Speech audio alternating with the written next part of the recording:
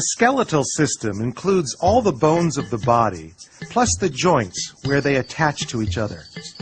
Our skeleton protects our internal organs, provides a framework or scaffolding that allows us to stand upright and move, stores minerals that our body needs to function properly, and produces blood cells. Our muscles, pulling this way or that way on our bones, produce movement. And without the protection of our skeleton, even a simple bump on the head or chest could injure vital internal organs. Pound for pound, the bones of the skeletal system are stronger than steel.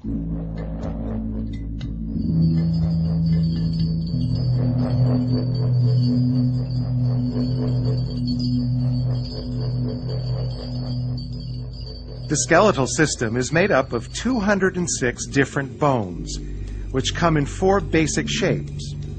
Long bones, such as the femur. Short bones, like the wrist and ankle bones. Flat bones, such as those in the skull or scapula. And irregular bones, like the vertebrae. There are 2 types of bone tissue.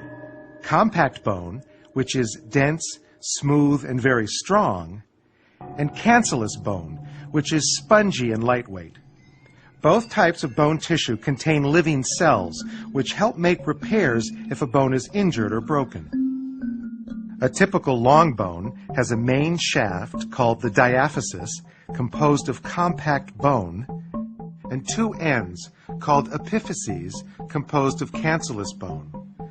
The main shaft is covered with a membrane of living cells called periosteum, to which muscles and tendons attach themselves. Inside the main shaft is a cavity called the medullary cavity, which contains bone marrow. Bone marrow stores fat, produces blood cells, and plays an important part in the body's immune system.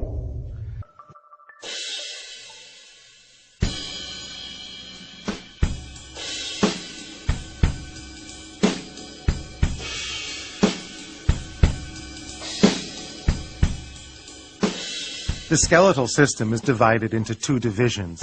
The axial skeleton, which consists of bones that form the longitudinal axis of the body, and the appendicular skeleton, which consists of bones that are appended to the axial skeleton. The axial skeleton includes 80 bones comprising the skull, vertebral column, and thorax.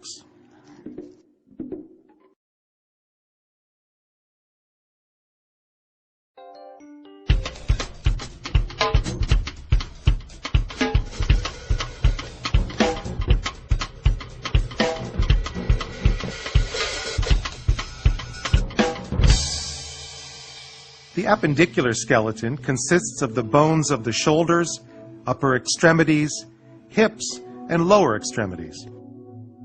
The bones of the upper extremities, or arms, are connected to the axial skeleton via the shoulder girdle. This consists of the scapula, or shoulder blade, and the clavicle, or collarbone. The arm itself is composed of the humerus, or upper arm, and the radius and ulna of the forearm, plus the wrist and hand, which consist of 27 separate bones.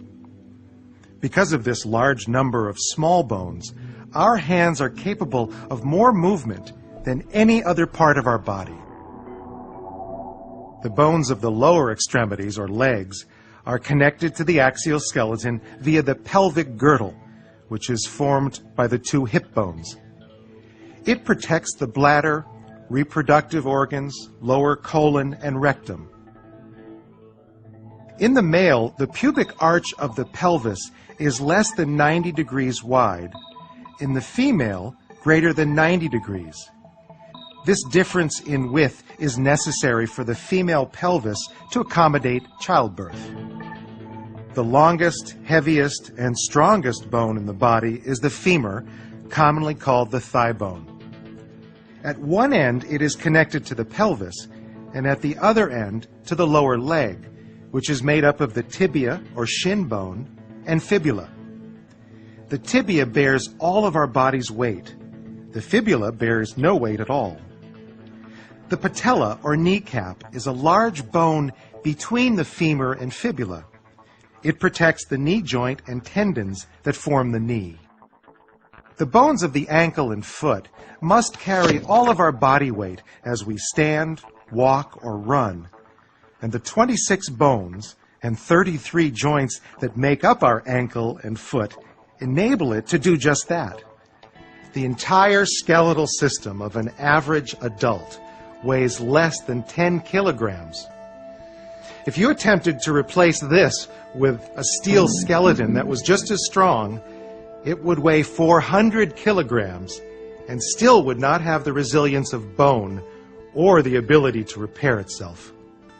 Harder than reinforced concrete, lighter than stainless steel, able to repair itself, bone is the near perfect material to provide the framework for the human body.